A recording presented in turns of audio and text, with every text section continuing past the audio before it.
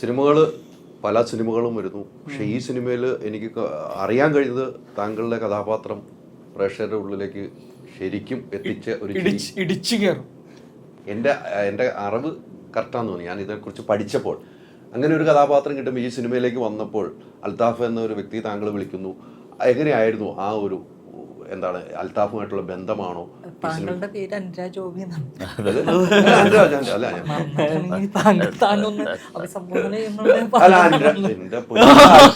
ഞാൻ ഇറങ്ങി പോവാട്ടെ ഇവിടെ.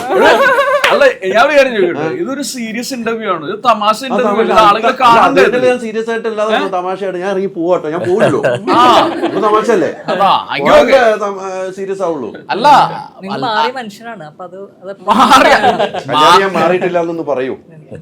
അപ്പൊ കുഴപ്പമുണ്ടാവല്ലോ അവർക്ക്. എന്ന് ഞാൻ ചർച്ചയ്ക്ക് 10 സെക്കൻഡ് എനിക്ക് തരുമോ?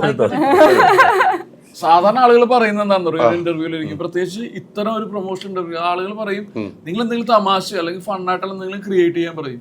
ഇവിടെ നമ്മളത് ചെയ്യാൻ ശ്രമിക്കുമ്പോൾ ഇതിന്റെ മുതലാളി തന്നെ വേണ്ടെന്ന് പറയാം. നമുക്ക് നല്ല ഇന്റർവ്യൂ ആണ് വേണ്ടത്.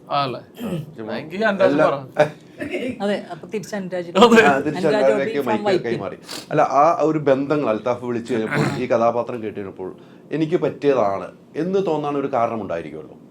അതെന്തായിരുന്നു? എന്നെ അൽത്താഫൊക്കെ വിളിക്കണത് ഒരു 2022 ഒരു ഫെബ്രുവരിയിലാണ്. എനിക്ക് നല്ല ഓർമ്മയുണ്ട് ആ ദിവസം. ഞാൻ ഇങ്ങനെ നേരിട്ട് കണ്ടായിരുന്നു. ജോർജ് ചേട്ടൻ, ഞണ്ടുകളുടെ റൈറ്റർ ആൾ വഴിയാണ് മീറ്റ് ചെയ്യണത്. ഞാനൊരു കഥ പറയാൻ വേണ്ടിയാണ് പോയത്. ഇക്കടുത്ത് ഒരു എഴുത്ത് പരിപാടി ഉള്ളതുകൊണ്ട് ഒരു സ്ക്രിപ്റ്റ് പറയാൻ വേണ്ടിയാണ് പോയത്. അങ്ങനെ കണ്ട് സംസാരിച്ച് കഴിഞ്ഞ് ഞാനിങ്ങനെ വെബ് സീരീസും പരിപാടിയൊക്കെ ചെയ്യുമായിരുന്നു. അപ്പോൾ അൽത്താഫൊക്കെ അത് കഴിഞ്ഞ് പിറ്റേന്ന് ദിവസം എൻ്റെ സീരീസ് ഇരുന്ന് കണ്ട്, എന്നിട്ട് എനിക്കൊരു വോയിസ് മെസ്സേജ് അയച്ച് ഞാനിങ്ങനെ വെബ് സീരീസ് കണ്ട് ഭയങ്കര രസമുണ്ട് പരിപാടി.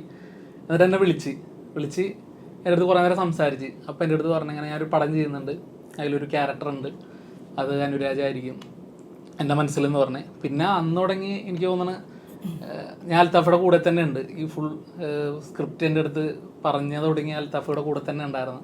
എനിക്ക് ഭയങ്കര എക്സ്പീരിയൻസ് ആയിരുന്നു. കാരണം ഞാൻ ഇത്രയും വലിയ സീനിയർ ആക്ടേഴ്സിൻ്റെ കൂടെ അഭിനയിച്ചിട്ടില്ല. അതെൻ്റെ ഒരു ഭയങ്കര എക്സ്പീരിയൻസ് ആയി. വിനയേട്ടൻ, സുരേഷ് ഏട്ടൻ, ലാൽ സാറ്, കല്യാണി, പിന്നെ പതുക്ക, അങ്ങനെ ഭയങ്കര നല്ലൊരു എക്സ്പീരിയൻസ് ആയിരുന്നു. എനിക്ക് തോന്നണ ഇതിൻ്റെ സ്ക്രിപ്റ്റിൻ്റെ സമയത്തും ഞാൻ ഇക്കടെ കൂടെ തന്നെ ഇങ്ങനെ ഉണ്ടായിരുന്നു. എനിക്ക് ഇതിൻ്റെ സ്ക്രിപ്റ്റ് തീർന്നൊരു ദിവസം ഓർമ്മയുണ്ട്. അൽത്താഫ് ഭയങ്കര മടിയനാണ്. അതായത് എഴുത്ത് ഭയങ്കര സ്ലോയിലാണ് പോണത്.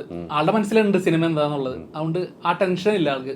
ഒരു ടെൻഷനും ഇല്ലാത്ത ഒരാളെ ഞാൻ ഇങ്ങനത്തെ ഒരു ആളെ ഞാൻ കണ്ടിട്ടില്ല എൻ്റെ ജീവിതത്തിൽ. ലൈഫിൽ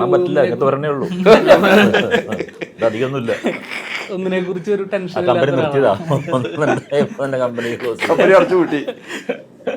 ഇതിന്റെ സ്ക്രിപ്റ്റ് തീർന്നപ്പോൾ ആളെനിക്ക് അതിന്റെ പ്രിന്റ് എടുത്തിട്ട് എനിക്ക് ഫോട്ടോ അയച്ചിട്ട് അതിൻ്റെ കൂടെ എനിക്ക് പട്ടാഭിഷേകത്തിലെ ജയറാമിന്റെ മറ്റേ ഒരു ഇതയച്ചൊരു സ്റ്റിക്കർ അയച്ചെന്ന് ജയറാമിന്റെ.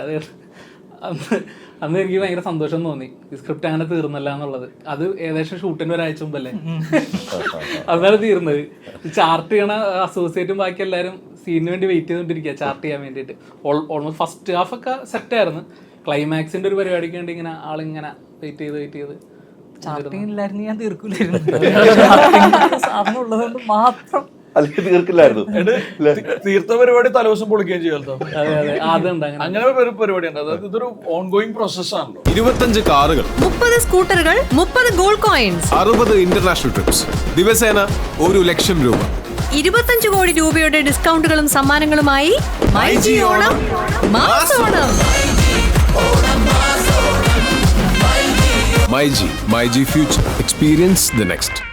പൂവ് പോലൊരു പുട്ടുണ്ടേ അജ്മിയുടെ പുട്ടും. വിളമ്പാം നല്ല വിശേഷം. അജ്മി സ്റ്റീം മെയ്ഡ് പുട്ടുപൊടി.